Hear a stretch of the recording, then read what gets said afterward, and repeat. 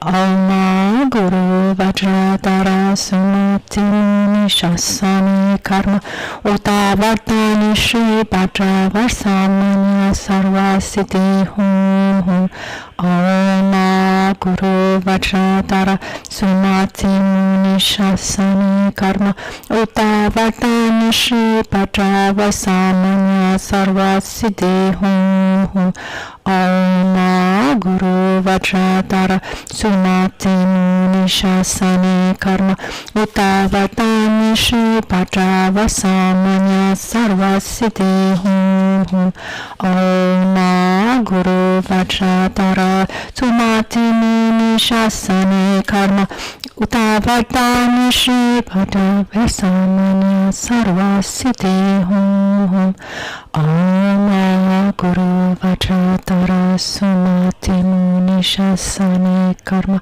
Uta Vardhani Shri Bhadra Vasamanya Sarva Siddhi Hum Hum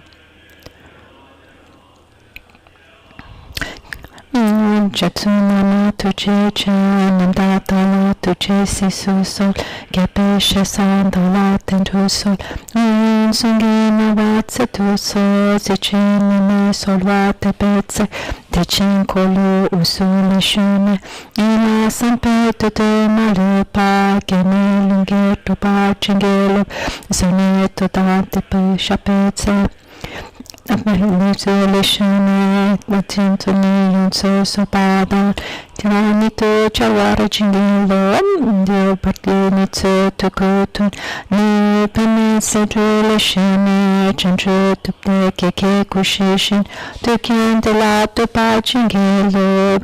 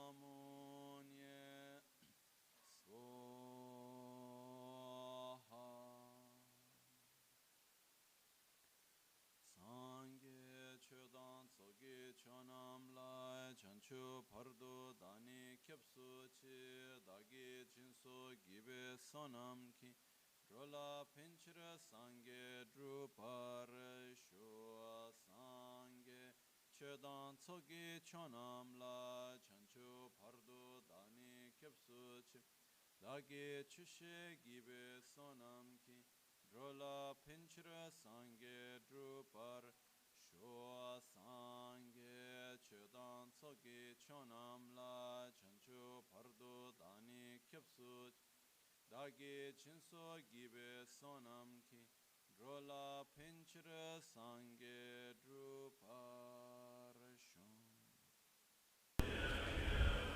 In the Buddha, Dharma, and Sangha, I take refuge until enlightenment. With the practice of generosity and the other perfections, may I obtain Buddhahood for the benefit of all sentient beings.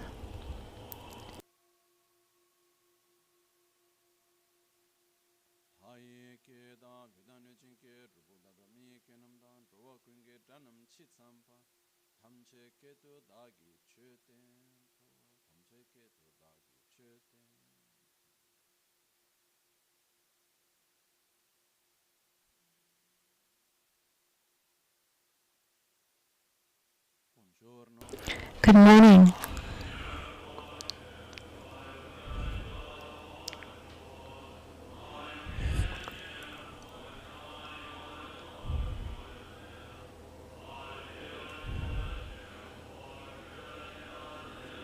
First of all, can you hear me well? Shall I increase the volume just a bit? Let's see here, let's see. Is that better? Okay. I was remembering before when I came in that for many years when I would go to receive different teachings or have this opportunity, mostly this happened in India, Nepal, etc. Many of those times I would receive teachings seated like knee to knee with others because there wasn't that much room. This happened many times. The daily teachings, given that my teacher was one of the most important among those known, when there were teachings, he would receive at his house. At his house, maybe comfortably, there would be 30, and we would often be over 70. And so one would be sitting like really one on top of the other, and then 10 more would come in, and so that's how it was. And at least I have wonderful memories from this. And today I'm very happy because we have this opportunity to have in our main gompa below, we have all these lamas and monks and geshes who are doing a very important meditational practice today. And this brings me special joy because in our tradition, something that is very important is that what is transmitted, what is shared and then practiced, is not something that was invented yesterday, but something that comes from an uninterrupted lineage. The example that's given is before drinking water from a river, first of all, you need to be sure that that water comes from a pure source, and that along the way from the source to you, that it wasn't polluted. Before drinking that water, I remember once I was in Tibet, and we stopped along the road in a village where Milarepa had meditated, and I saw a kind of stream, and I wanted to drink from it, and someone from the village practically jumped on top of me and said, "No, don't drink that. It actually came from the sewer water." So maybe it seemed clean at that point, but it wasn't. So what does it mean related to the teachings? That those who transmitted at the beginning, the one who transmitted at the beginning, didn't have just the knowledge, but also the experience, and what he's transmitting actually works. And our starting point, our reference point is Buddha Shakyamuni. That's our source, our starting point. Like our snow-capped mountain that's where our river comes from. That's our source, and as it comes down, it creates different streams from the mountain. There's the main glacier, and then many different rivers come. And so what happens is, everything okay? Okay. So what happens is, it's very important that when we go to take this water, it's not that one river is pure and the others are not. No, there are many pure rivers, but we need to be sure that from the source to us, that water is pure, it's unpolluted. This is essential. What determines the purity of the water? There are two fundamental aspects that are called the aspect of knowledge and experience. Lungi-chukar and tupiku-chukar. This is what it's called in Tibetan. Knowledge is about, and things are transmitted in a coherent way. Buddha taught 4 noble truths. We're not going to now teach 6 or 3. There's a coherence in the teachings as they're handed down from generation to generation. So we started with the Buddha's teachings, and today we have this great luck to be receiving teachings from Buddha. Even if we take teachings, old teachings, we see that there's talking about the same thing.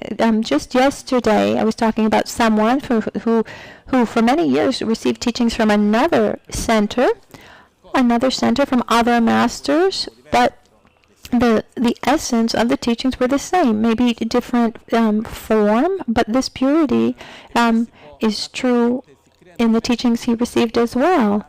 And there are different rivers because these rivers are adapted to the differences among us.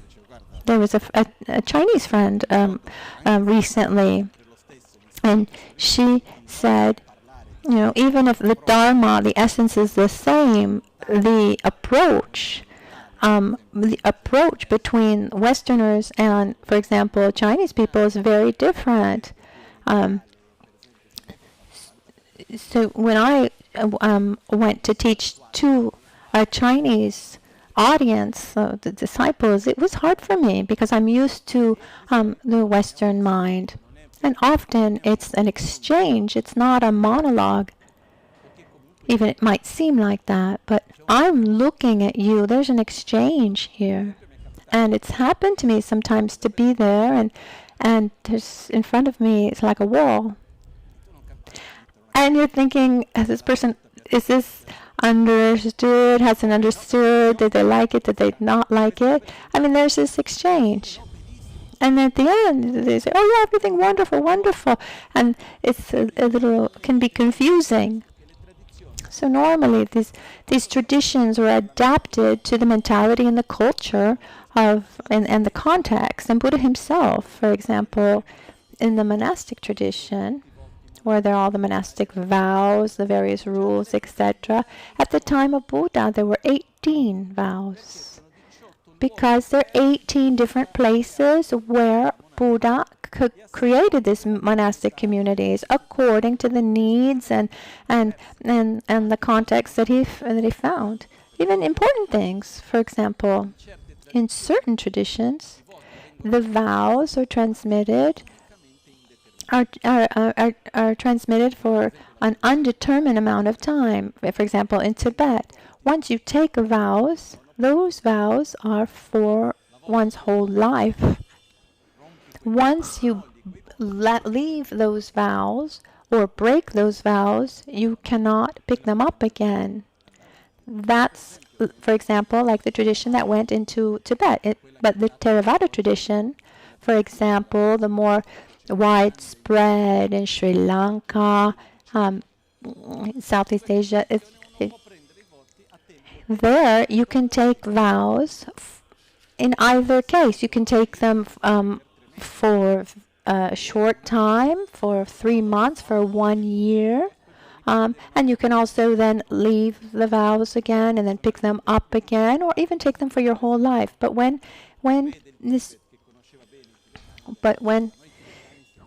Atisha got to Tibet, and he said, this is not going to work. This is not going to work. So Atisha, he followed the tradition of an undetermined time, but seeing how wild, let's say, the Tibetans were, he said, this is not going to work here. So he called someone to then to give the vows long term for one's life. Otherwise, it seemed like carnival. So there's an enormous coherence among all the teachings and the views and the conduct, all the techniques. There's a coherence. And this is one aspect that ensures us that our source is pure, our river is pure.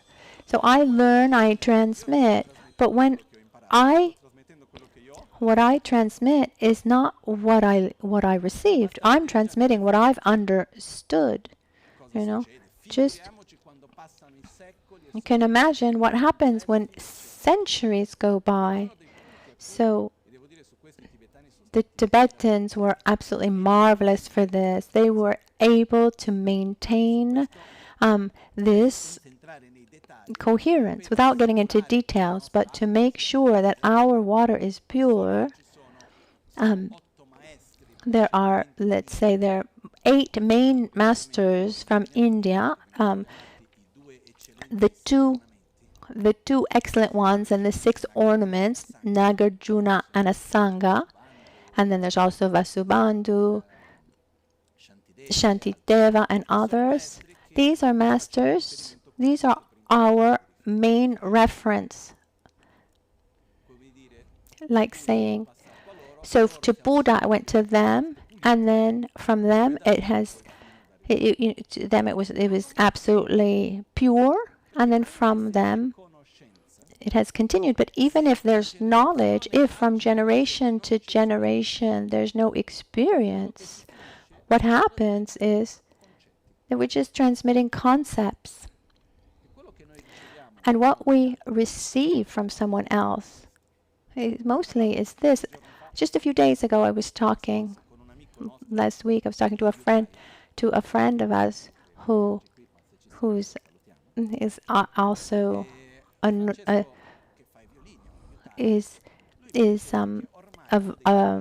he makes violins. If he's listening, we say hello. He said that one problem is this relationship between master and disciple has been lost here in the making of the violin. But finding valid masters who know how to do it and can share. I mean, the hardest part is what is not written. It's what you learn. You see that tenth of millionth of a part where you need to put here. I mean, this you learn by staying with your master a long time. Little by little you can learn. So you learn with the presence, not with concepts. And then there's another aspect. There's an enormous difference between he who transmits the exact same concept, who has the experience, or someone who transmits who has only the knowledge. I mean, it changes completely in our experience of receiving.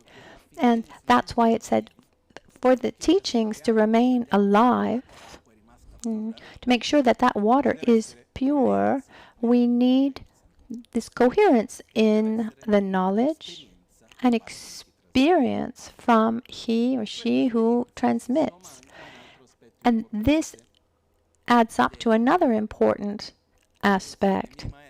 In my relationship with my masters, so that I can keep this pure, I need to have a pure relationship, a relationship of love and of trust, a relationship where there's a connection that goes beyond the technical understanding or knowledge, heart to heart. And this connection is there from master to disciple, disciple to master, all the way to our originally source. And today I've invited, the center has invited for this summer period, these monks and geshes. So because we also have some monasteries, some places, that these are people who dedicate their lives to the practice. They're keeping that river pure. Obviously, their approach and our approach is very different. I don't know how many of us here today have the time to dedicate our to dedicate 18 years to then begin to understand something. This is very important, and I take advantage to talk about it. The Western approach and the Eastern approach, they're very, very different. In our Western way, we want to learn something. We have a very linear way of doing so. Where we begin, first lesson, second lesson, third lesson, and it's something linear. So that first that first building block is the foundation for the second, etc., etc. Instead, in the Eastern way, is much more like a puzzle. I don't know if you've all made puzzles. I mean, how do you put together a puzzle? Do you take one piece and then look for the one that goes next to it? No, if you're going to spend your whole life if you try to put together a puzzle like that. If you have a big puzzle, you put all the pieces out, and then look for the borders, and you look for colors, and then putting groups, little by little, you can put it together, and then that last piece you put in, and it all makes sense. Sometimes you put together an area of the puzzle and you don't really understand what you're making. But then you put a group together here, a little piece there, and little by little, and then little by little it comes together.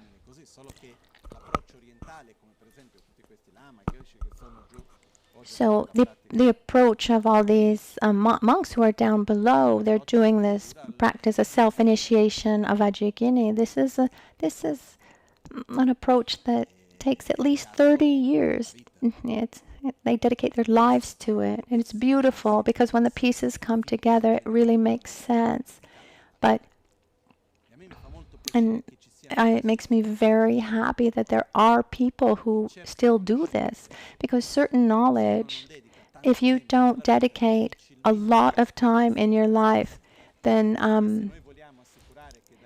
it's difficult to then be able to transmit it. So if we want to make sure that in 30 years' time that there are people who still are able to transmit this, then we need to also support these monks, these monasteries who dedicate their lives like this. So we're connected to this, being connected to this same source that makes me very, very happy. So normally in the program, we were supposed to have these teachings down in the ground floor, and they were supposed to come up because there are fewer of them. There's about 65, but out of respect for them, there's also, for example, the abbot of Serpent Monastery, and for a reason of respect, I decided to leave them more comfortably down below, and that's why here we are. Getting back to us.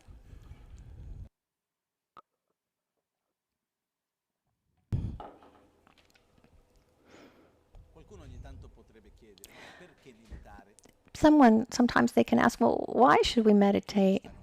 Why should we recite a mantra? Why should we study philosophy or anything else? At the end of the day, it's the same reason for why we do everything else in our life. I mean, why do you take a vacation? Why do you want to have your house? Why do you go out for a meal? Why do you buy clothes that you like? I mean, they can make a list of all sorts of things.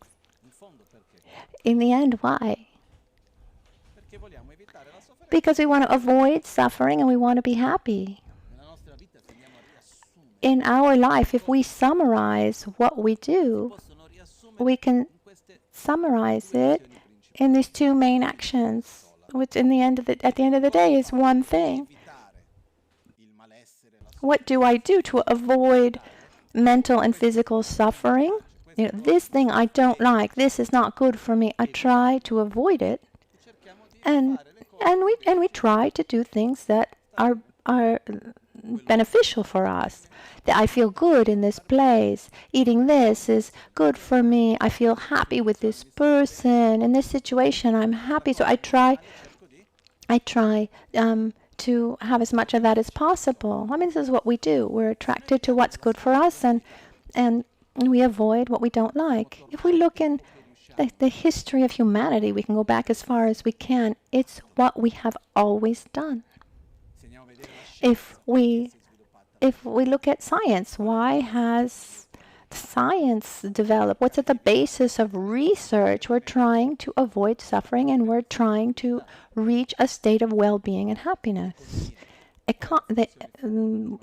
Economics, are just the working of our economy. I mean, it's based on promoting well-being. So there are two types of suffering. There's a physical suffering, and there's a mental suffering. And if we observe in our society, in our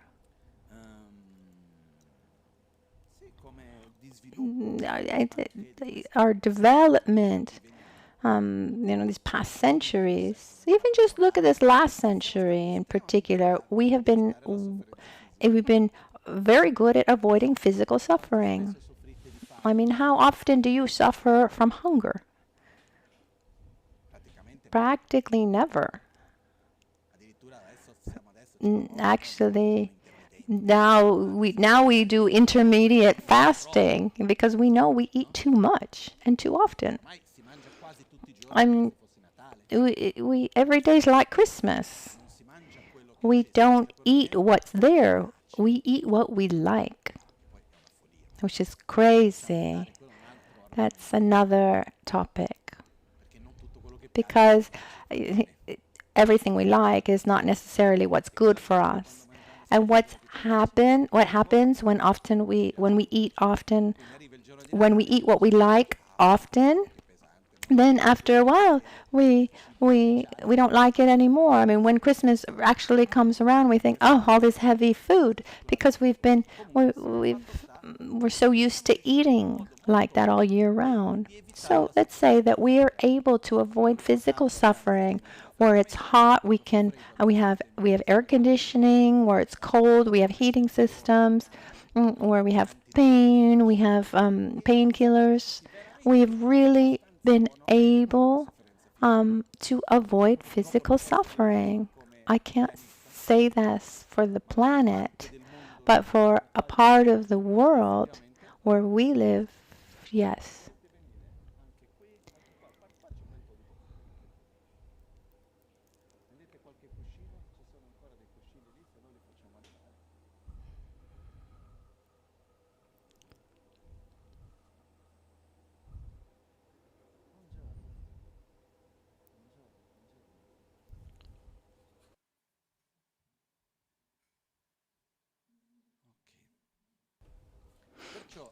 So, physical suffering, for example, we're really in this rich part of the world. We're really well off. One one of my masters, actually master of Lama Ganchen, NgalSo Rinpoche, he was very direct. In one teaching that I saw, actually recorded, he said that suffering is of two types, mental and physical. The poor suffer mostly from physical suffering, and rich people suffer mostly from mental suffering. But at the end of the day, they suffer the same. And in our context, the physical suffering, more or less, we have been able to overcome it well enough, up to a certain point. Of course, in just generalizing, of course, without considering very heavy sicknesses.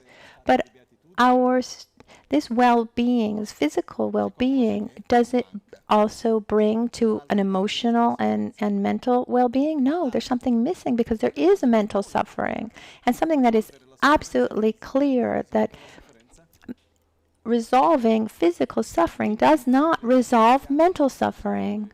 So we live in a society, a context where more and more there's dissatisfaction, fear, anxiety, anger, resentment, etc., etc. And material development is important, but it resolves mostly physical suffering.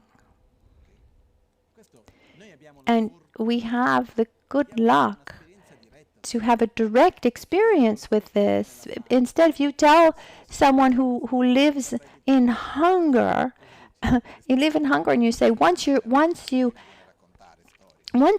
have food, it's not going to be enough. You will still be suffering. This person will say, just give me some food, and then I'll tell you if I'm well or not.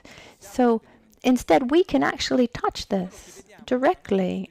And in our experience in society where we are today, we see that what we do, generally speaking, is just not enough. I'm not saying that the developments in society are not positive. No. But it's clear to me that the way our lifestyle that we have, the things that we do in our daily life, in our society, generally speaking, it's just not enough to be well. And this takes us to a question.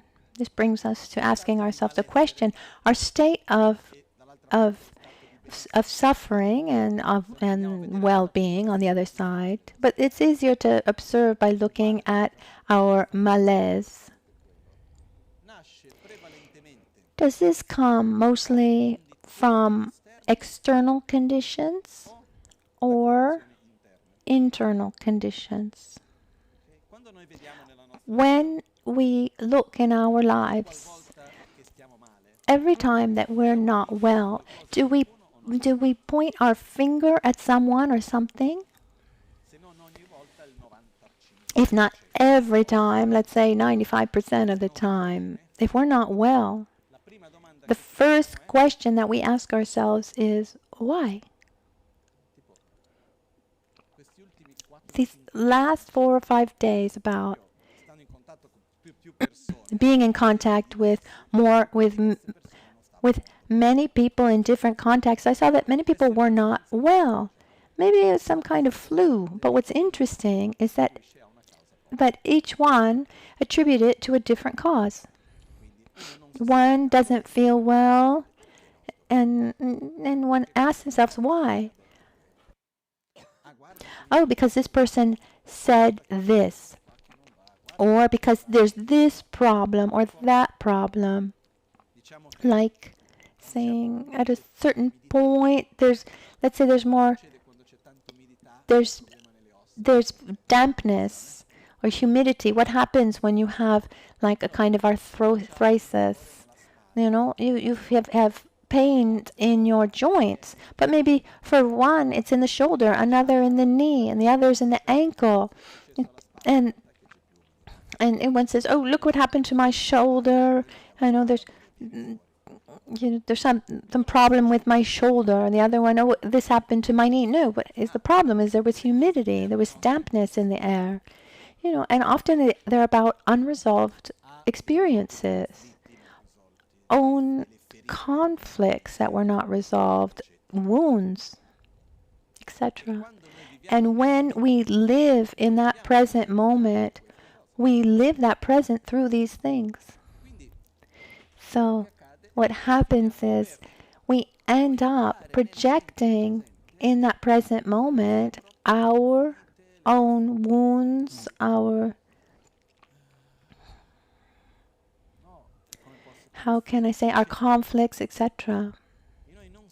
And we're not able, none of us is able to perceive or live any situation independently from himself.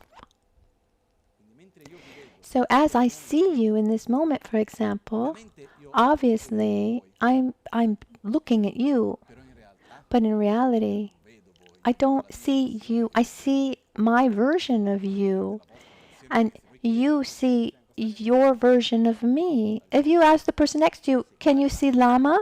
Yes. Which Lama? The same one that I see. I mean, without philosophizing. I mean, how many lamas are sitting here in the Gompa? Just one. But if we actually, what we actually see, what one person sees and what the other person sees, is it the same? In reality, no. Because we see through the filter or the various filters of ourselves. The filters of our knowledge, of our experiences, emotional filters, physical filters of the present moment. So many different filters through which we see reality. And as long as I have a rose-colored filter, I'm going to see everything rose and pink. If I have blue lenses, I'll see everything with a blue tint. And we can change place. We can change situations. As long as we have those color-tinted lenses, we'll always see the different colors. So it can happen that one puts a tremendous amount of effort into changing a situation, a difficult situation, and then turns the corner, and with a different form, a different name, one finds himself right there at the beginning in that same situation. And one thinks, oh, these situations are following me. And then you do everything possible to change the situation, and somehow you're able to change the situation, and you find yourself again in that same situation, again with a different place, different name. I've had this experience until after, like in that third time, so in that first 2 times I was able to actually change the situation, but that third time I said to myself, okay, I think that there's something habitual here. What's the common denominator here? Like once I was talking to a friend, and she was complaining about her coworker, and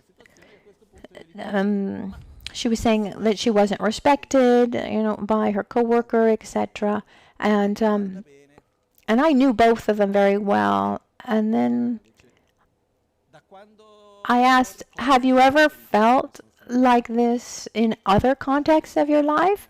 And this person said, since I was a child, I can't remember not feeling like this as a child with my parents or at school with my teachers, etc., etc. So I asked, what's the common denominator here? And she said that the fact that no one recognizes me, no one recognizes me. But beyond that, here we are. And as long as I run away from a situation, if I run away from a situation, then I'm going to find myself in that same situation. Why does that happen? I have my own theory. It could be right or could be wrong. What's the function of physical pain, for example? How important is physical pain? Not that we need to feel physical pain, but without pain, for example, we'd already be dead. most of us, half of us would already be dead, because pain is an alarm that sounds to show us that something's not well. I remember I saw this documentary of the children that are born with this sickness where they cannot feel pain, and at 8, 9 years old, they're absolutely broken. One child put the hand directly on them, on the flame, and says, "Look! If smoke's coming out." There's nothing that tells you that it's pain. Another one fell asleep and just on top of the radiator, and had the skin melted onto the radiator, but without any sort of pain. Just imagine at that. Imagine if you have an intestinal block without any kind of pain, you would die. So pain, what is pain? To show us that something is not going well. And what's important is knowing how to listen to pain. Try to understand what that pain is trying to tell us. And very often we just want to turn off the siren, like the anti-smoke alarm, and we just and it goes off, and we say, "Can you just turn off the alarm?" But if the smoke alarm goes off, very calmly, everyone get up, and we get out. We get out of the building, and then someone tries to understand: is this a false alarm, or is there actually a fire? And then we try to understand why the alarm went off, or why the fire went off, etc., etc. Because if something easily takes fire, and then I put it out, but I leave that, then it's going to just take fire again and again. We do that often. For example, if I have a headache and I take a painkiller, and so we very often we don't look for what our sickness is, and much less the causes of our sickness, because there's a strong sickness is a state of unbalance that generates that pain. So choices and actions, mental and physical, that we do, and with this interaction, this generates this creates this imbalance. And as long as we keep creating the causes, the sickness will continue to grow. And wisdom is in stopping the symptoms and healing the sickness, and stopping the causes. Then this can be applied to physical problems, social conflicts, or conflicts with other people. So pain has a very clear function. It's there to show us there's something that is not going well. And mental suffering is the same thing. When we find ourselves in a situation where we find ourselves strongly abandoned, for example, and it's different for everyone, but if if someone feels like that, no matter where they go, sooner or later they'll feel abandoned. And what's crazy, it's almost as if we look for situations that make us feel like that. Why does this happen? In my theory, and it could be wrong, it's because our system is much wiser than we acknowledge. It tries to show us what's wrong. It's like those traumas that just keep coming, floating up. And it's like within us, they're saying, look, there's this problem. And what do we normally do? We try to quiet it. We try to resolve this situation by eliminating just the symptoms and not the sickness or the causes. So how can I change the dynamics here? There's some things to do. If there's a situation that I find myself in that repeats itself, I feel abandoned, I'm not able to handle certain situations in my life, I don't feel loved, I act with anger, envy, jealousy. Everyone has his own thing. Luckily, we're all, how can I say, oops, sorry for the term, but we're all quite boring in the sense that I don't know if you've ever seen that someone comes to you and you know more or less what they're going to talk about. Well, the name is changed, the context is a little different, but you know, he's going to complain about the same story. And we're not that much different at the end of the day. We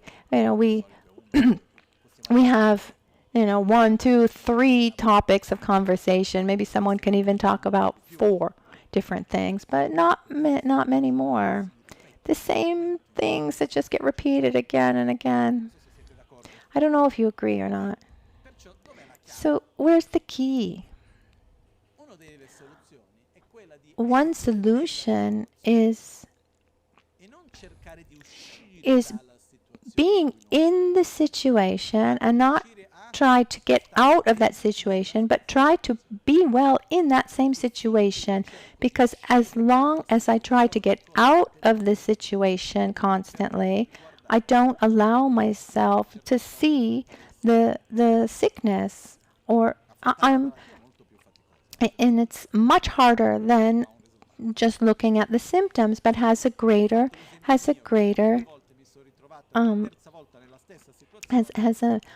greater effect. From my own experience, I was able twice to change the situation. The third time, I looked at myself and said, I'm not the victim here. It's not, oh, how horrible this situation. Look at this person, that person, here, there. In that third time, I had a little, at the beginning, I got into that same dynamic of blame. But then I said, no, I'm going to find a way for myself to be well in this situation and try to understand why this kind of situation provokes this sense of imbalance. And in that way, I was able to change the dynamics where I really addressed what I needed to do to be well in that situation, where I was able to change. I was able to heal some wounds, actually, and then little by little, also the situation got better. So what happens outside is a strong reflection of what is inside. And for this reason, it's very important to be aware, be able to observe ourselves, be able to listen to what happens within so that we can give ourselves a direction. Because we're made up of habits. We're not made up of knowledge. When we're in a situation, the way we react to that situation is based on our habits, on our previous experiences, not what we know. How often do we hear, yes, I know, but I know I shouldn't get angry. I know that jealousy is not good. But as it's said in Italian, this Italian saying, between saying and doing, there's an ocean in between. So between actually knowing and realizing, there's a sea in between. And what is made of this sea, this ocean, is made up of habits. And so this training requires having a direction, first of all. poi richiede And then it requires awareness of where we're walking, terzo ridirezionare. and this third ability to redirect ourselves. Like saying, I want to go from here to my Mount Kailash. Walking is possible.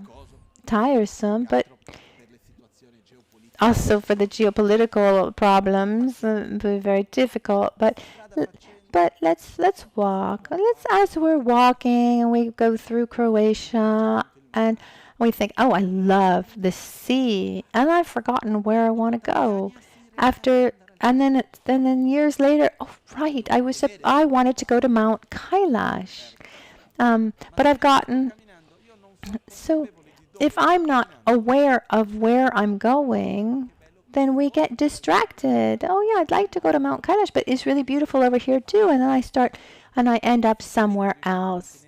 It's difficult to keep every step in that right direction. I'm sure that it's happened to many of us to drive on a road that we know very well, but then that day maybe you need to take someone somewhere else, but you actually, instead of taking the new road, you just took the road that was familiar to you. So sometimes we need to redirect ourselves, especially when the road that we want to take is not the one that we are familiar with. Let's give you one last example. This last year, or was it maybe this year? I'm confused. Anyway, the last time I was in Brazil, I was with my 99-year-old grandfather, and I was really well because I hadn't spent time with him in a long time, and so I was very happy to see this older person who aged very well. And I asked myself, do I want to have a long life or not? Healthy and long. I do. I imagine everyone does. But what kind of old person do I want to be? Because in my mind, there are two stereotypes of an old person. There's the grandmother, the grandfather, that complains from morning to night, that is impatient, grumpy, and the other extreme is very welcoming and wise, who knows how to accept and redirect, pretends that he doesn't understand or she doesn't understand, but understands everything. Who do we want to be? The second one, right? But if I want to be like that second stereotype, is it the result of a lifetime lived in a certain way, or does it just happen? So a question that I ask myself is, what kind of old person do I want to be? Well, it's an easy question. Do I want to be patient or impatient? Do I want to be welcoming and loving, or do I want to be selfish and nervous? Do I want to have good relationships, or do I want to be in a situation where I'm by myself because no one wants to be with me? Do I want to have a clear and sharp mind, or do I want to be foggy-minded and numb? If I want to have a sharp mind, I need to cultivate that. My grandfather has a very clear mind at 99. And I remember when he was about 85, 86, many years ago here in Italy. And he had his cell phone. He was playing a game. And I said, Grandpa, what are you doing with this game? Do you like this game? No. Why are you doing it? And he said, because I need to keep my mind trained. I need to learn new things. I need to teach myself new things.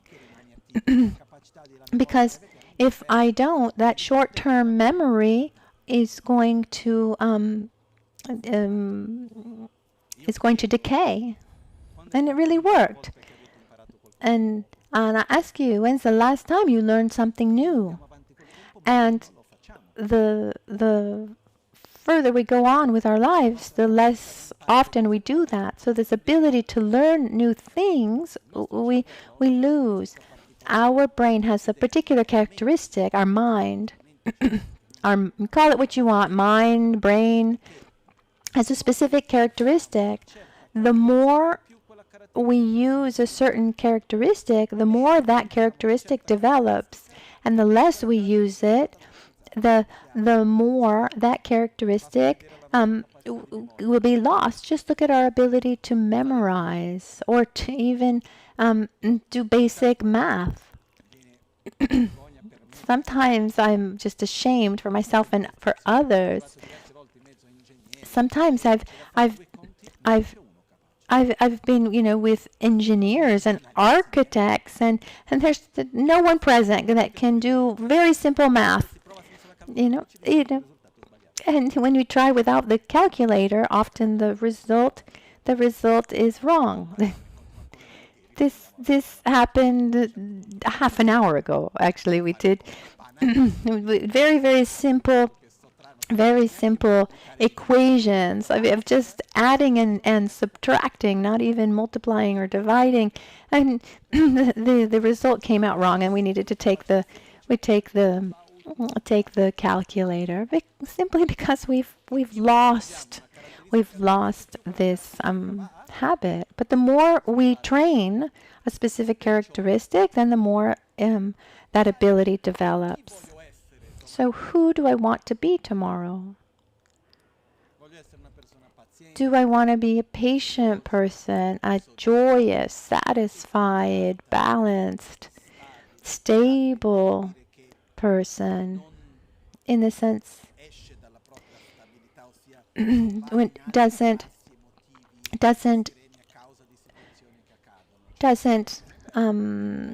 go high or low based on the situation? Okay, there's a bad situation. One is able to stay balanced. One is a positive situation. One doesn't become euphoric. So one is not a leaf in the wind. So do we want, I imagine, if I need to paint the image of how I want to be, I think we all share this. We want to have patience. We want to be patient. We want to be balanced, satisfied, loving, aware. That's a lot already. We can, even without adding anything else, and that we're here to help others. That we want to be in a state where we're not in constant conflict or with anxiety, where we're able to live harmoniously the situations that we face. But if we want to go in that direction, we need to train ourselves in that direction. And this is, before sitting down to meditate, before getting into the practical and the technical parts of meditating, we need to develop desire for meditation. Have that deep feeling within that tells us that it's what we want. Otherwise, we won't do it. But meditation is a tool. It's not an end in and of itself. So we need to, what is it for? How do we train our mind in something? Even our body. I mean, how do we train our body? By doing that thing, right? If I want to train in running, do I need to study how to run? No, I need to run. possibly, being with a little training and corrected and in running well. So if I want to train in something, then I need to do that thing. Why does one train in something? So that one gets to the point where it becomes absolutely spontaneous and natural. The objective of training is getting to is to create a habit so that that thing becomes absolutely natural. But when it's not a habit, it's difficult. So it needs to be done artificially. So it's not spontaneous. One has to put effort into it so that one then repeats it again and again until it becomes natural. How do I train in love?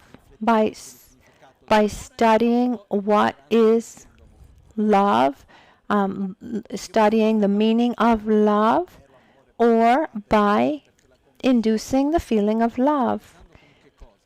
I mean, I can study what love is for my whole lifetime, but I'm familiarizing myself with the concept of love, and this is a danger. One can spend years familiarizing ourselves with concepts. And sorry, it's like the classic Buddhist, You ask, what are the causes of suffering? And the answer is, suffering is caused, obviously, from mental defilements like anger, attachment, and dissatisfaction that actually come from ignorance and selfishness, because one sees a reality in an incoherent way, and it appears in an independent, autonomous way, and one grasps at that autonomous way that actually elements this feeling of selfishness, that creates even more mental defilements, and one lives situations and reacts with mental defilements, and that creates this cycle that we call samsara. And then maybe 5 minutes go by, something happens, and this person says, "Oh, that's his fault," or "This happened," So mental defilements and selfishness and ignorance all went out the window. So that fundamental first step. Sorry if I'm so direct, but that first step to really to start a sincere path is at least try, set that objective to stop victimizing yourself. As long as I'm the victim of the world, then I will try to resolve situations in the world. Yes, it's true that I have that dynamic, but did you see what that person did? It's not going to work like that. Because I'm not saying that the world is perfect and wonderful.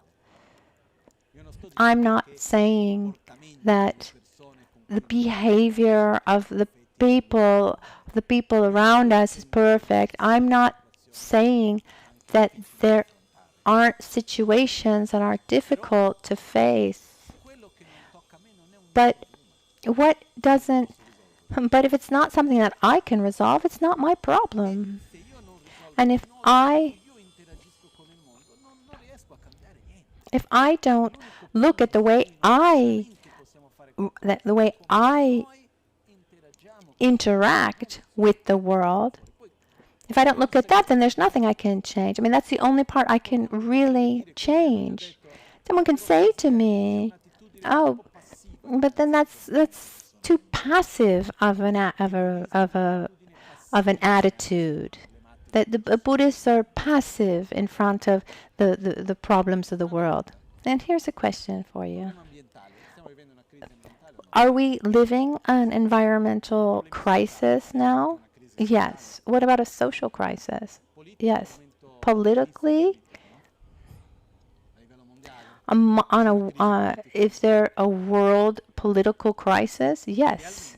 So ideally, a child should, you know, when we look at it, talk to a child, we say, study well, and you should become like this. I'm talking a little bit for everything. I'm not making specific reference to Italy.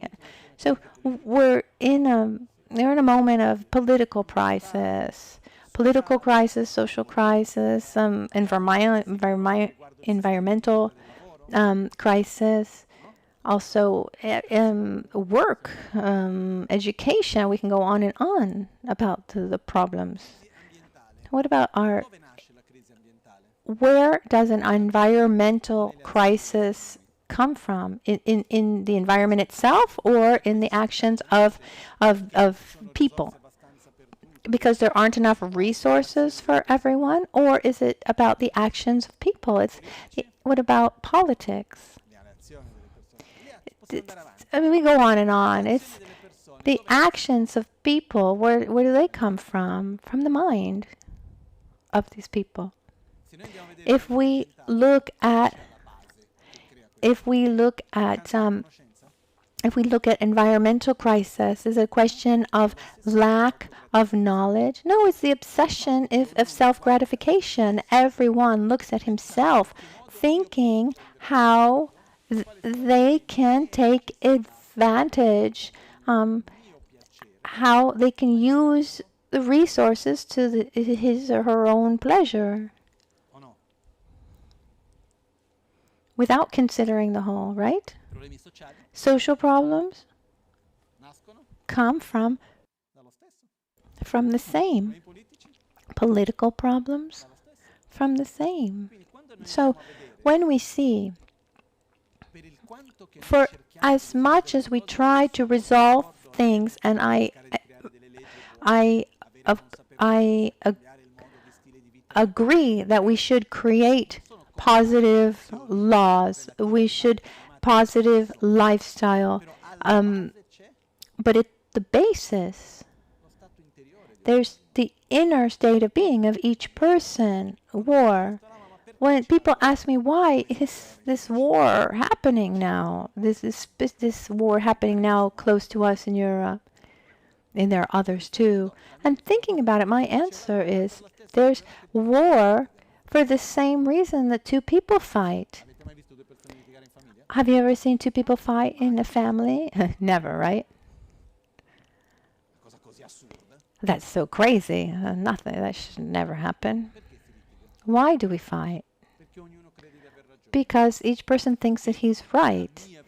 Because my view, my need is more important than yours.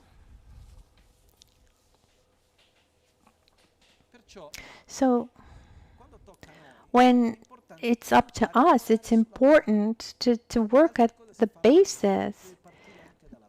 We need to start from the foundation, from the basis. I'm not here to say, the world needs this, that, and the other. No, what can I do? And working with what I can do, we need to start. It starts with, who do I want to be? Where do I want to go? This is fundamental.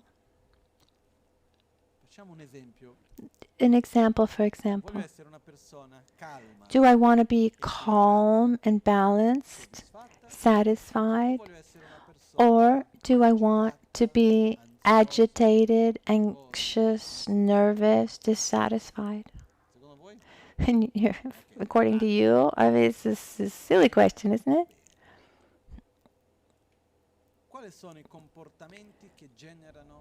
What behavior that generates tension and anger, etc., and what instead generates calm and satisfaction? Which are the ones that we cultivate the most? Let's just think about this for a minute. But if we start with the question, where do I want to go? Who do I want to be? And the more clarity we have about this, then the more what we do should match what we want. In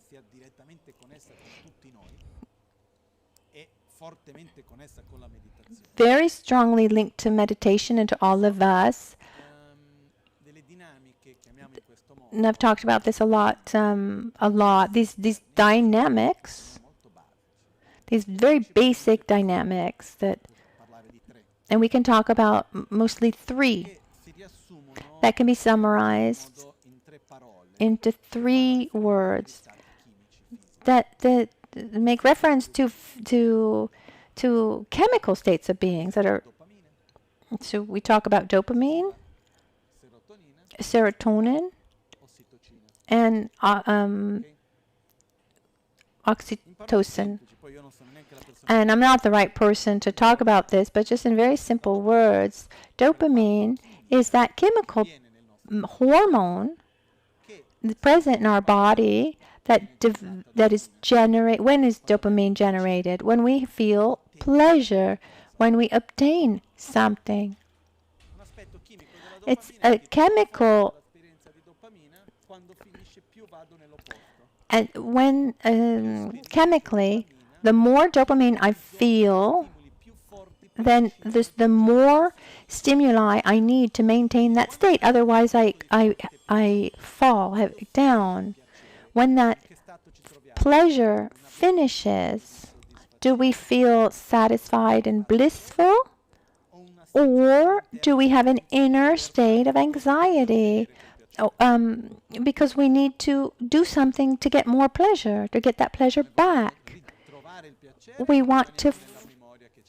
Do we want to find that pleasure again, or just stay in the memory of that pleasure? No, dopamine has us. The function of dopamine is to look for more stimuli to get more dopamine. Sugar, for example, in our body, when we eat sugar, it's pleasurable, and we generate dopamine. When we finish eating something pleasurable, with chocolate, you see this. We want more. If we look 100 years ago, how hard was it to find sugar? It wasn't. You couldn't find it everywhere at any time. And it would be very difficult to get it. So there's also a function for dopamine to work hard to get something. But the problem we have today is that it's constantly present. So one of the first attitudes has to do with dopamine, this state of pleasure. And in its nature, it's important to understand, these are two manifestations of the same thing, body and mind. When we experience dopamine, naturally we're generating pleasure, and as a consequence, we have dissatisfaction that comes out in a kind of anxiety of wanting something. And it's not a state of pleasure, it's a state of anxiety. Almost like the stronger the desire is, the more then we want to get that thing, not for the pleasure itself, but just to eliminate the stress, the anxiety of feeling dissatisfied. And the more habitual this process is, then the more slave I am to it. Then serotonin instead is connected with the feeling of satisfaction. And what's interesting is, as where dopamine comes from getting sensory pleasures, obtaining objects of desire, serotonin comes from giving, from sharing, finding meaning. It's another very important hormone, oxytocin comes from sharing, looking at each other in the eyes. So if we put this together, I mean, dopamine is important, but it's designed to help to push us to do certain things that otherwise we wouldn't do. Like if there wasn't pleasure in food, then why would we put so much effort into eating?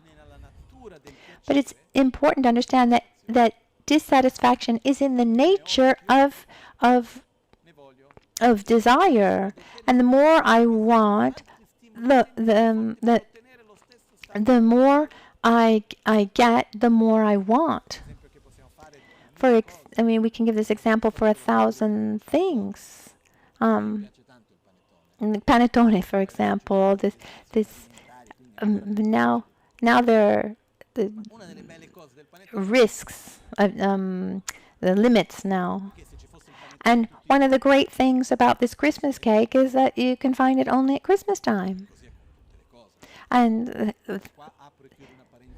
let me just open and close just a side note, let's say. This is not spiritual, but here's some advice. If there's something you like,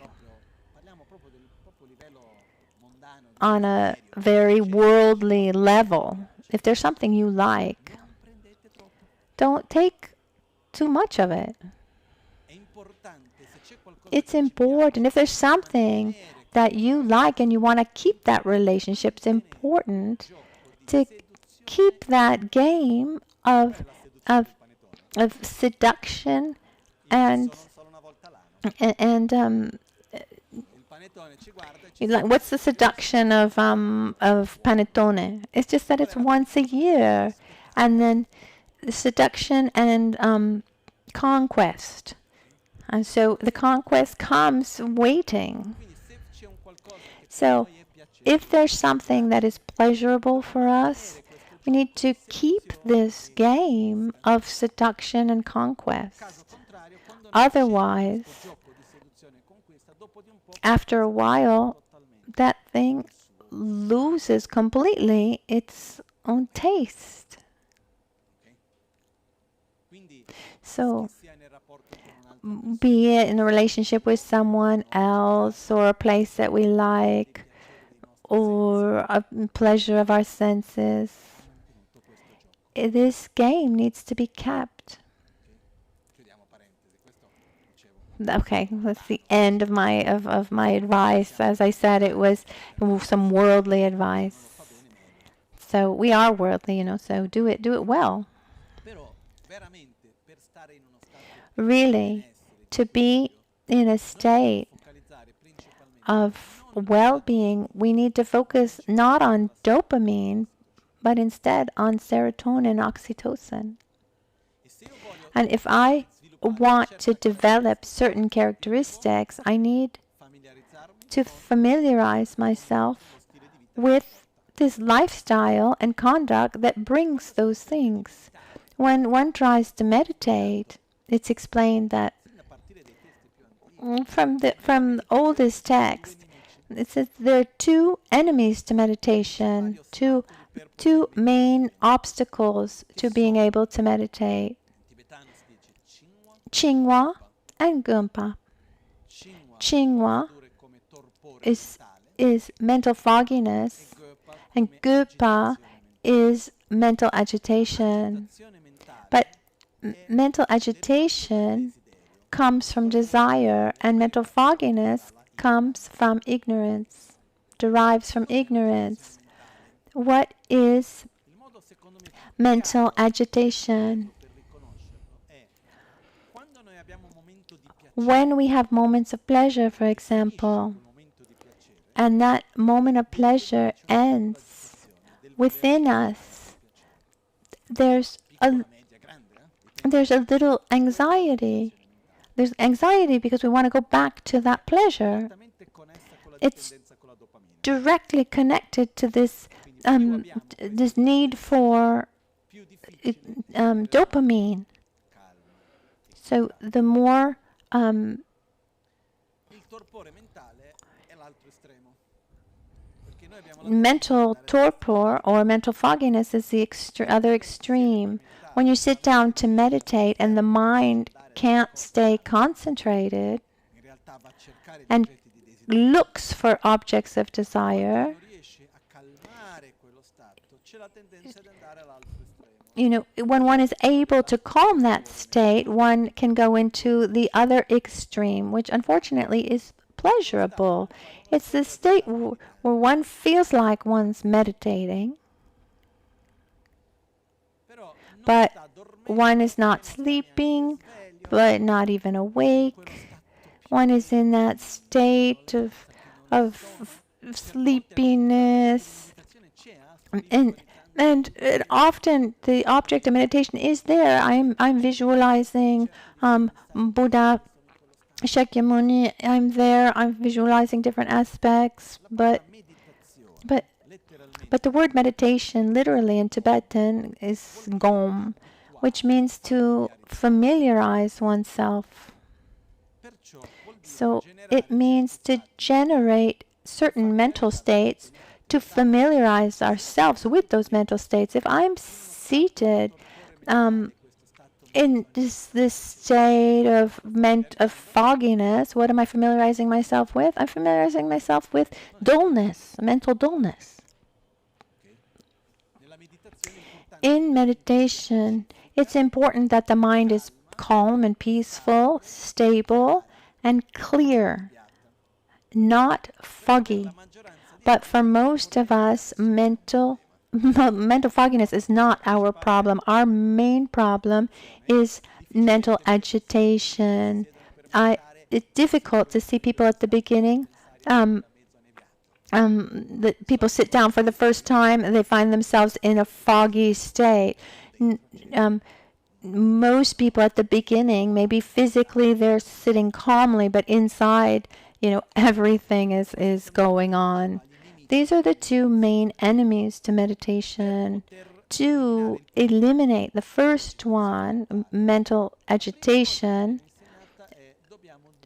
the first thing that's taught is that we need to diminish the unnecessary stimuli. Because what happens? Let's use an example that we all know.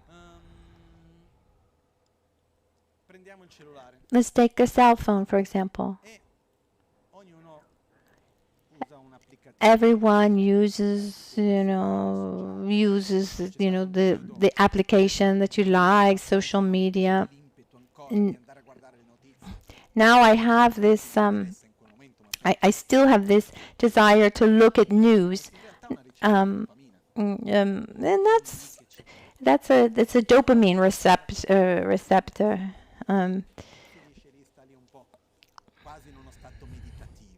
One picks up the cell phone and you look at your social media or whatever it is, almost in happy meditative state. Once you put it down, there is that desire to pick it up again. How often has it happened that you've wanted to pick up your phone and you've tried to control yourself? This is a clear example of this kind of agitation. The more often I pick up the phone and I repeat that habit, the stronger the desire to keep doing it is. And it's an addiction. We have a chemical addiction to social media and to the use of our cell phone. And to meditate, it's an enormous interference. Because the first enemy, the first obstacle to meditation is mental agitation. So one needs to diminish the stimuli, diminish the things that we do that stimulate this addiction to dopamine and pleasure. Somehow we also need to allow ourselves to get bored. Somehow. It seems like being bored is an enormous problem. If you're not well with yourself, then you're not in good company, and that's not a good thing. Here I am, simply with myself. But let's remember that our mind is made up of habits, and the more often we do something, that thing becomes a standard. So since childhood to now, are we more used to being with ourselves, telling our mind to stay still on one thing, or are we more used to looking outward to many, many stimuli? Why is it hard to meditate at the beginning? Because we're going in an opposite direction. We have this habit of jumping from one thing to another. We're used to constantly observing things outside. And in meditation, we try to do the opposite, where we keep our mind on one object. We keep our mind on one object, and we're focused on inner objects, and it's tiresome. It's not that meditating is difficult. No, it's simply the opposite direction from what we're used to. And once it becomes a habit, then it's easy.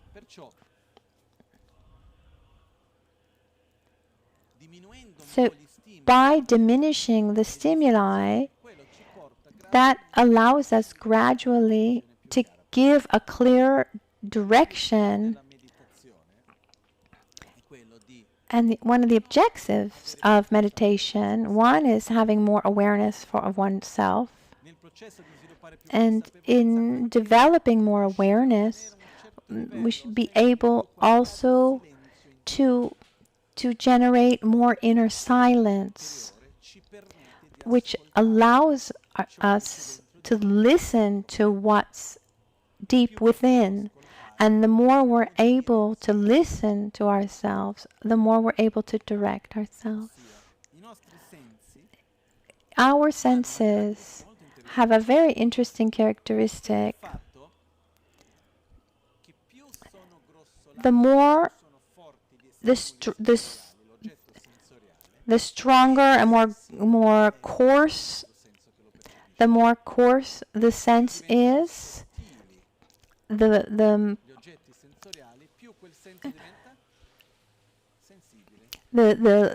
less sensitive we are. For example, if there's lots of noise, we're not listening to the more subtle sounds. But the more subtle the stimulus is, the stronger our perception is. The more coarse and conceptual our thoughts, then there's more inner noise, and we're not able to perceive our intuition, or more subtle dynamics or deeper dynamics within. And then we won't be able to direct ourselves. The more silence we can generate, the more we're able to calm our conceptual thoughts. Where we can create this silence in our mind, then the more that which is hidden comes to the surface, which is not necessarily pleasurable. Because sometimes this means allowing ourselves to see profound wounds. But it's only seeing that wound that we're able to redirect our mind and heal it. So meditation, among its benefits, it helps us also to generate this inner calm, to show us what is inside, what is deeper inside, and so we can redirect. The next step in meditation is using the techniques of meditation to develop specific states of consciousness, love or patience, etc. So that meditative state in and of itself is a tool. It's not. It doesn't exist in and of itself, but it's a tool so that we can develop the qualities that we want. Is that clear? But the first thing is we need to see that it's a tool. What do we want to use it for? Because the strongest of forces is desire. So it's really important to generate an image of ourselves. An idealized, yes, but possible to realize. That we see, and we say, I want to be like this. Let's try for a moment to imagine. Let's imagine our lives, our own lives. Let's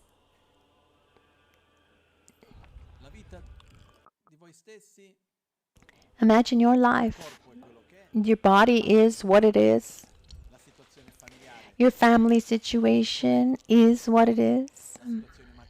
Your material work situation, your economic situation, your social situation, environmental situations, they are what they are. So all these different aspects of our lives, they are what they are. Without judging, just let's observe our so-called material existence, our material lives, as it is. And we allow ourselves for a moment to imagine, to dream.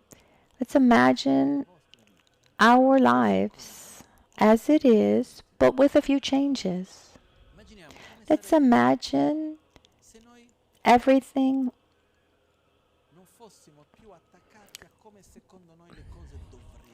without the attachment to things the way we think they should be, but instead we're able to live more harmoniously with the situations as they come.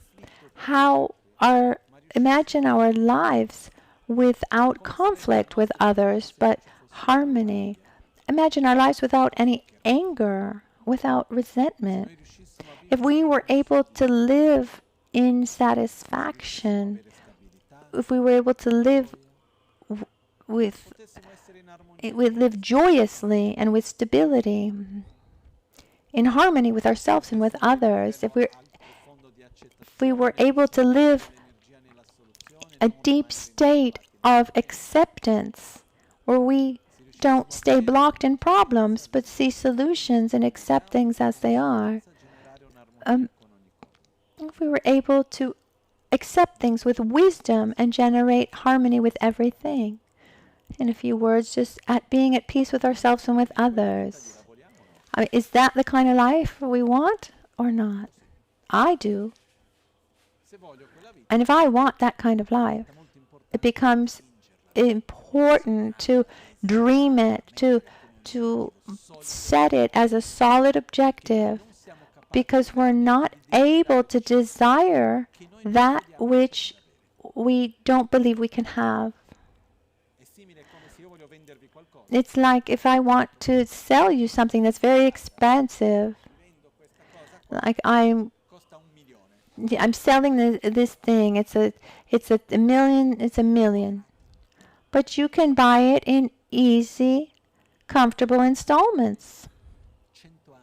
100 years. I'm not going to live 100 years. It doesn't matter. Maybe something is discovered and you can have that such a long life. It seemed unreachable, and then it becomes reachable. Just 25,000 comfortable installments. But to realize this dream, it can only come in easy installments. I don't want to react with aggression or with anger. I want to be patient. How can I get there? easy installments. It's one piece at a time. Like, how can you resolve a big problem? By dividing it into small problems.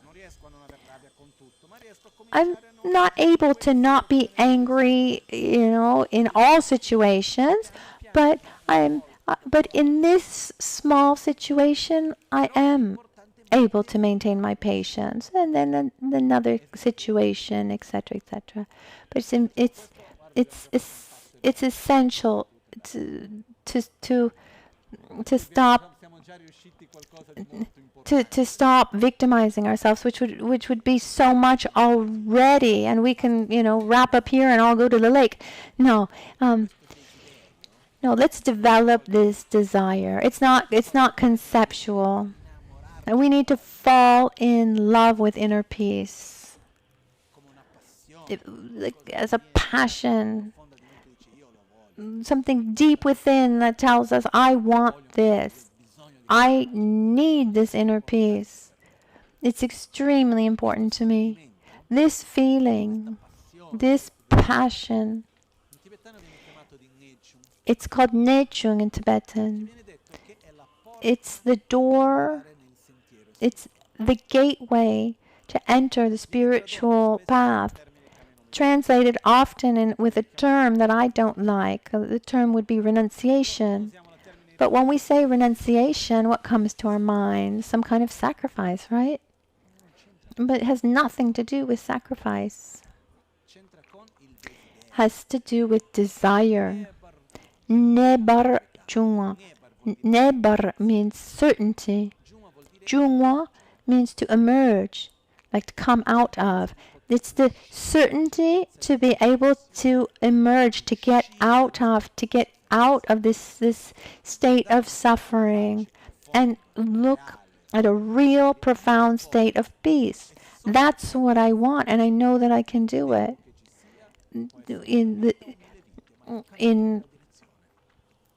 Could be one lifetime or 1,000 lifetimes, but I'm going to walk in that direction when there is this strong desire. The one starts walking, but without passion, without desire. So one day yes, 2 days no, then we go a little bit forward, then we go a little backwards. We say, it's like say, how beautiful it is to walk in the mountains, and we buy all the equipment and the maps. But then one looks at all the maps, but never leaves the house. There's a pleasure, but that passion isn't strong enough, and the belief in being able to get there isn't strong enough. So this is what's at the basis. It's what allows us to walk. So I ask you this question: what is it that we want? It seems like a very basic question, but it's not, because depending on what we want determines what I do, and what I do determines what I become. And the danger on the spiritual path is thinking that we want something, but we don't really. I want enlightenment because I'm Buddhist, but do I really want enlightenment, or do I want a comfortable samsara? What is it? So it's not about being part of something because I'm a so-called Buddhist. No, it's a deep passion. And this passion, Lama Tsongkhapa described it.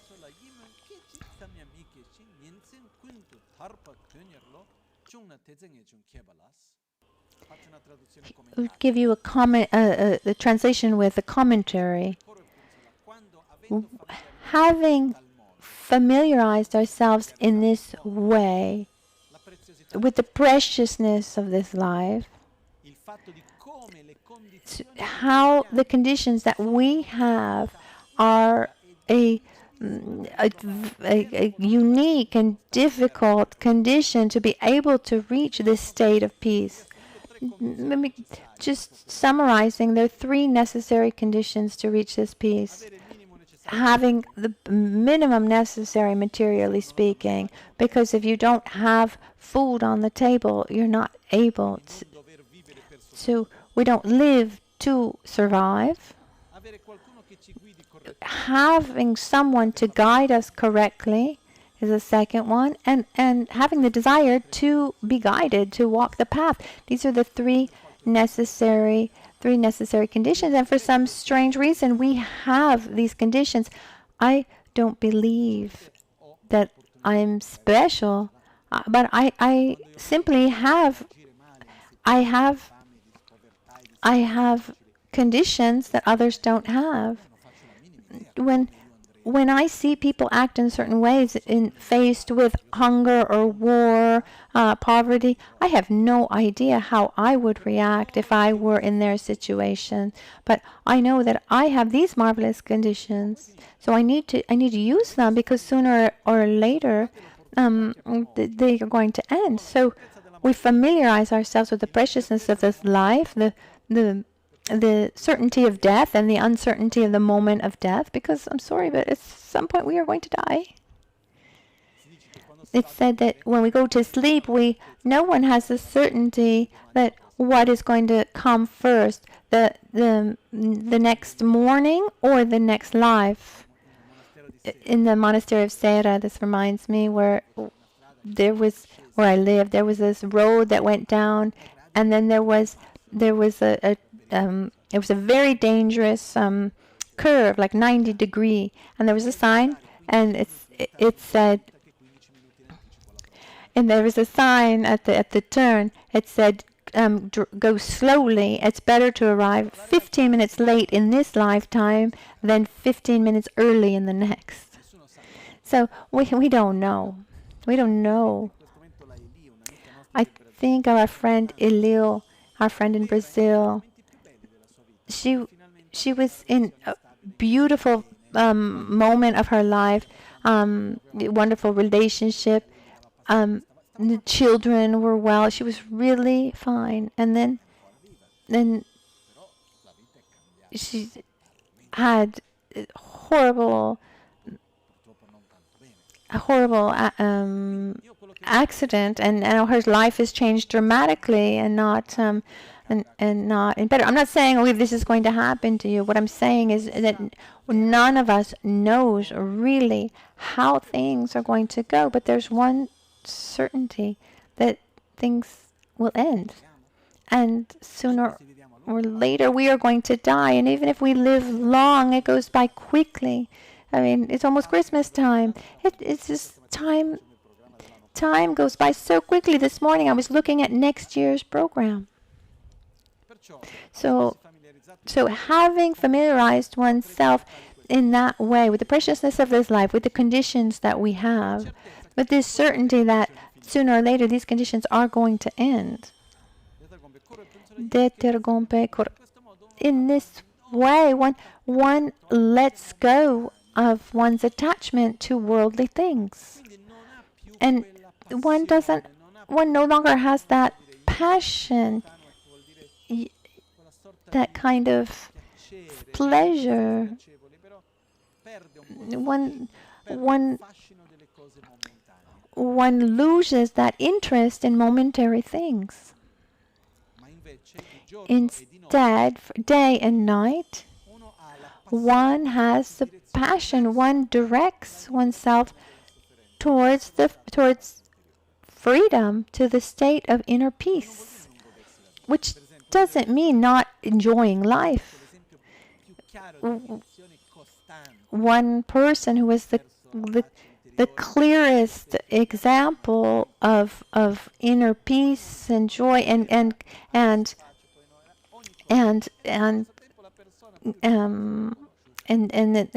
constantly going in that direction with Lama Michel Rinpoche. He wouldn't never have this feeling of sacrifice. There was clarity. There was the correct directioning And there was no sacrifice. He never said, oh, I can't enjoy my life, or I can't do this because... No. non è un sacrificio It's spirituale, the spiritual path is not a sacrifice. però alla base But c'è at the questa basis, there's this passione, passion, there's this desire. ed è questa passione And it's this passion that allows us to do everything we do. ho voluto oggi Today, da questo. I wanted to start here because Possiamo parlare if ore della meditazione, we can talk about meditation for hours and go into all the details about all the techniques.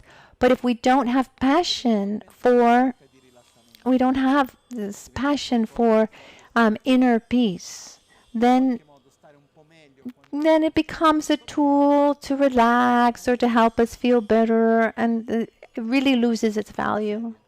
diventa una cosa It becomes a kind of spa della mente, like spa for your mind. perché c'è una differenza fra un trattamento medico, non so se There's, siete mai andati in un, tra virgolette, un vero spa cinese o ayurveda, I don't know if you've really gone into a real Ayurvedic spa or Chinese spa. perché non sono piacevoli, i The, trattamenti the, che the fanno treatments, in medicina tradizionale the traditional Chinese medical treatments, after you feel very well, but during is very painful. I remember at the clinic of Tashi Lumpo, I was studying Tibetan medicine, and the main doctor there was this like 70-year-old lady who arrived, and she had the problem of insomnia, and she had a lot of anxiety. She hadn't slept for a long time, so the treatment was moxa col calore, with the heat. prima di tutto la scena I can just think about it, the whole scene. I mean, completely different culture. The doctor was also a monk. proprio è un'altra A realtà whole different reality. dal punto di vista anche Even del concetto di pudore, like bedside manner and sense of trovare il punto per mettere la mossa he just like lifted up her nell'altezza del capezzolo, quindi he looked at where he was supposed to do the moxa, and it was actually at the height of the nipples. You can imagine in our society it'd be like, oh, this doctor touched me, and this. Anyway, he finds the right point. He puts the moxa there, and then he starts blowing really, really hard, and like she's all burned. And she said, ma non puoi yes, this is going to get infected. It's going to get infected, yes, but I'm sleeping. No, and next week she came and she had a little bit of infection, and so then they put butter on top of it. And I asked the lady, how are you? And she said, I'm fine. I'm sleeping. I don't have any more anxiety. A little infected, but I mean, just imagine something like that here. c'è un altro trattamento che ho visto And then there's another treatment that I saw in this same clinic, per cose simili of something similar. che si fa su certi punti della testa Like a certain point in the head. It's calda rovente, it's an actual carico col punto per centrare. it's an actual Ho detto, qual è il problema? Fa tanto male? Ho detto, no, solo al momento. it's like a metal Però è un trattamento che non facciamo mai needle. It's a metal. perché non cresce più il capello dopo.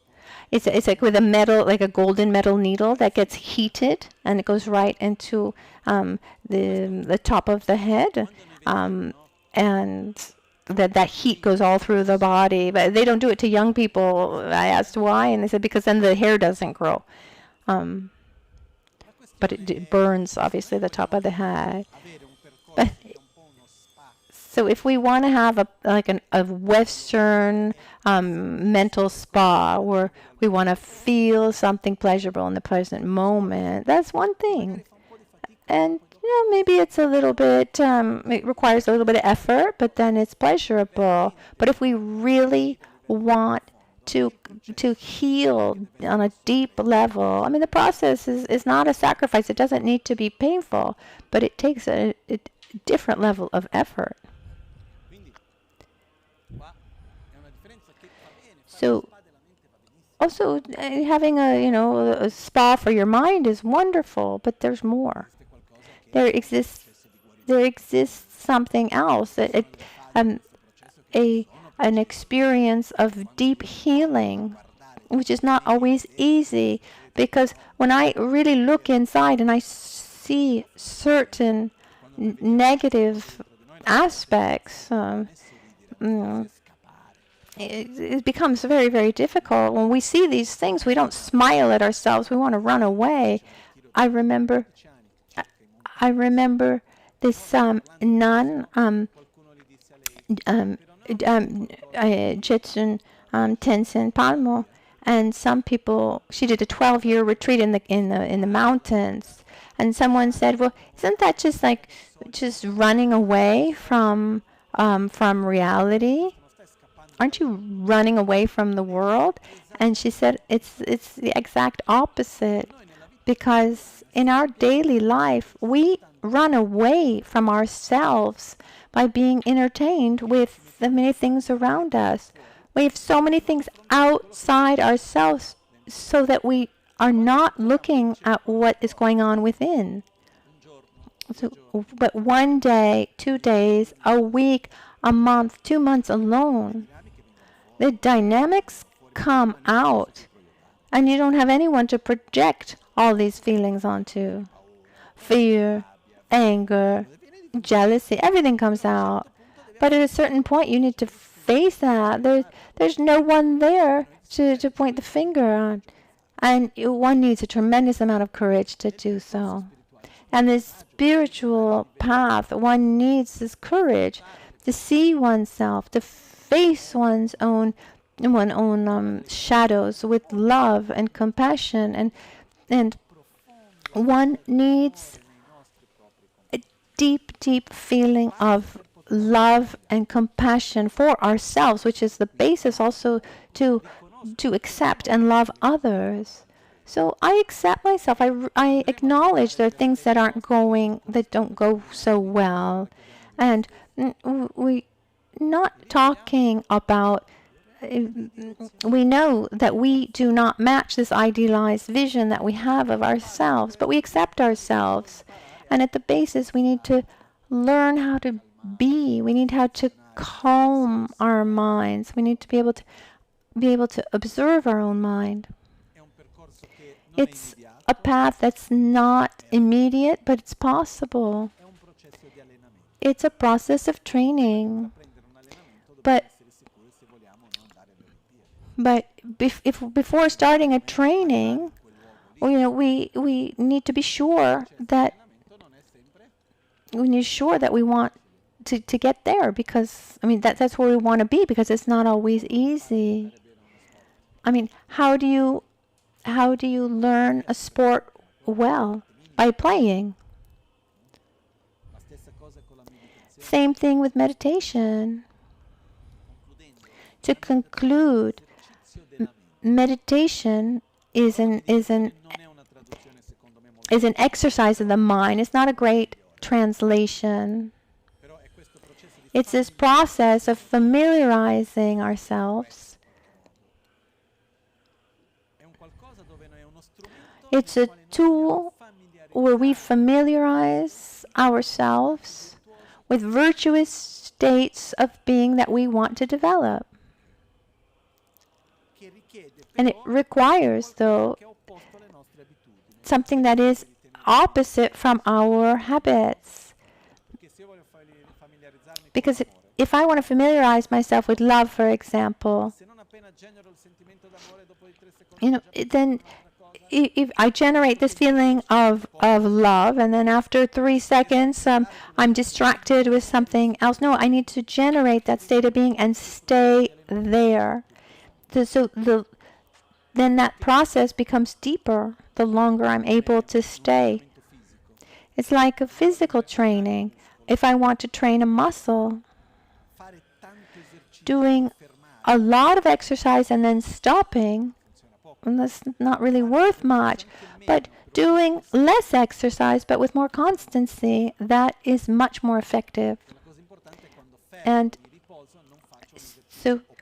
And what's important is that when I do rest, that I don't do the opposite exercise. So I want to reach a state of peace and balance. In other words, I want to be well with myself and with others, independently of where I am and with whom I am and what situation I find myself in. And on that basis, I want to also help others do the same. And sharing this objective, we need to remember also that it's gradual. There's no hurry. The hurry is about walking in the right direction. Also because as we go forward, we see things that we hadn't seen before. This is classic. People say, oh, before I used to see so much, and now I don't see much. I used to be able to see a lot, and I can't see much. But our spiritual path is kind of like an X, where the more coarse our mental defilements are, our habits, the smaller the effort is needed to see them. But the deeper our habits, the more subtle our habits, the more subtle our mental defilements, the greater the level of effort is needed to face them. The more coarse or gross level they are, you just take a broom and you sweep. But if it's a deep stain, then you need to spend hours and hours and hours trying to get it out. So for this morning, I want to conclude getting back to this question, who do I want to be? Oh, we don't need to change our culture. It's not a question, how do I dress?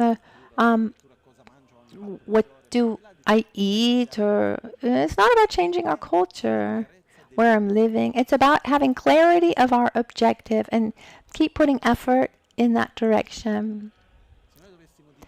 If we were able to paint our future, in other words, who do I want to be as an old person? Or even in 10 years' time, do I want to be more satisfied, more patient, or do I want to be have more anxiety and more nervousness? It's very, very important to have clarity about this objective. Write it down, paint it, see it. And for example, here's a secret. Behind the statue of Tara, there's a painting of Lama Genshin.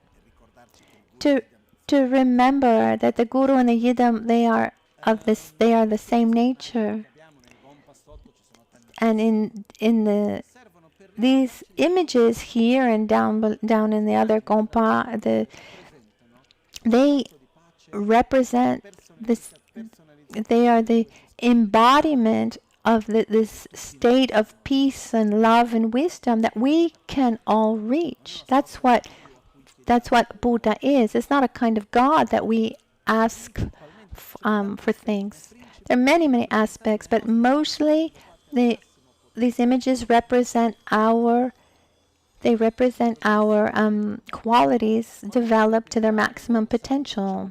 So when we go to a holy place and we make prostrations, that represents, among many things, but it represents, I'm prostrating to Guru Buddha. I'm prostrating to the qualities that I one day will develop. I am praising what I will become. I reinforce my objective. I cultivate this desire. It's like when I need to pay these installments to buy my car, and as I'm paying these installments, I'm remembering my what I'm getting. So in all kinds of relationships, what kind of relationships do I want to have with you, with my family, with my coworkers? What kind of relationships do I want to have? If I have clarity about the kind of relationship I want to have with others, then I have clarity of how I want to act. That will bring that result. Our future is important. Our future today exists in the imagination. Because if I'm walking without knowing where I'm going, at the end of the day, maybe I get somewhere beautiful, or maybe I get nowhere, or maybe I end up in a really ugly place. So when we start to walk, we need to know where we're walking. But today, where we want to go is nothing other than imagination. But our future, having an idea, clear idea of future, is fundamental. We need to imagine a future of who we want to be. And allow yourselves to dream. Allow yourselves to imagine the impossible, because only believing in the impossible that it can become possible. It's like when we realized this temple, we started with the project. We didn't even have money to pay for the architect.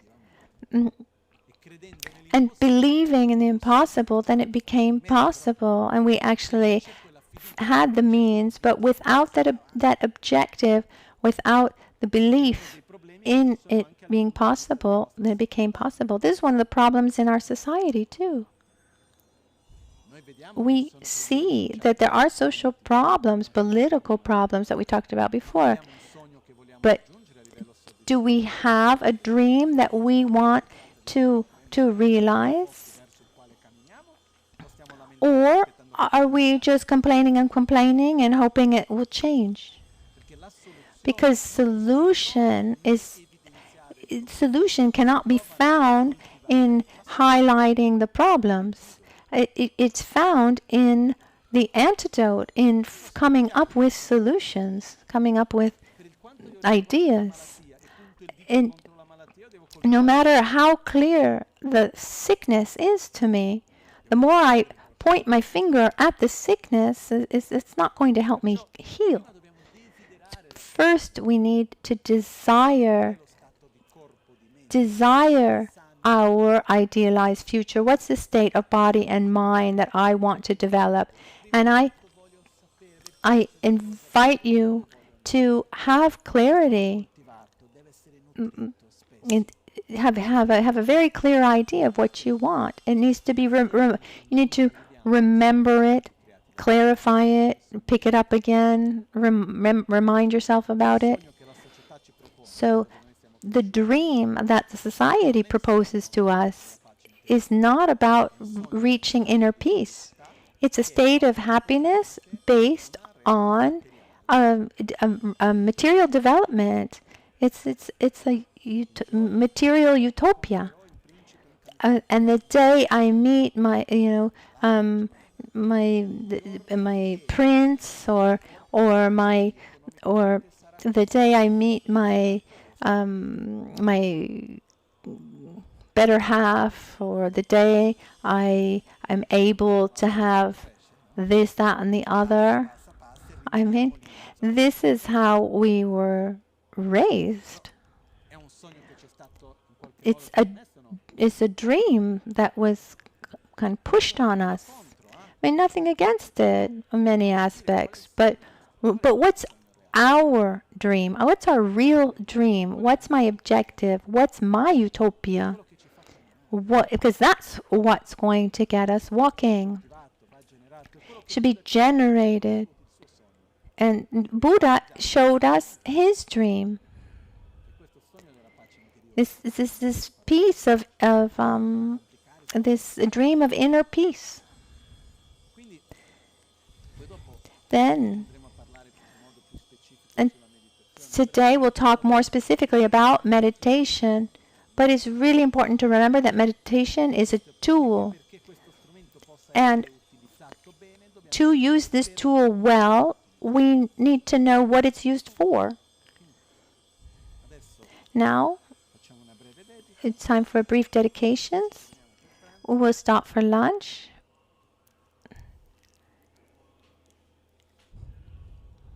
Poi pomeriggio And this devo entrare negli afternoon, aspetti we'll pratici talk about della more meditazione. practical aspects, technical aspects of meditation. Jetsu alame kutse rapten chi namkra trinle chokchur gepada losan tempe dreme sasumgi drove munsel tautu ne gyur chi kyawakuntu yanda lama drame cheki pela longche chi sada lamge yente rabzone dorje change kopa nyor tobe sho nimo dele tsendele nime kuyan dele kshin ninsen taktu dele pe kuncho sumki chingelo kuncho sumki ngodrubutsol kuncho sumki trashisho At dawn or at dusk, at night or midday, may the three jewels grant us their blessings. May they help us to obtain all realizations and sprinkle the path of our lives with various signs of auspiciousness.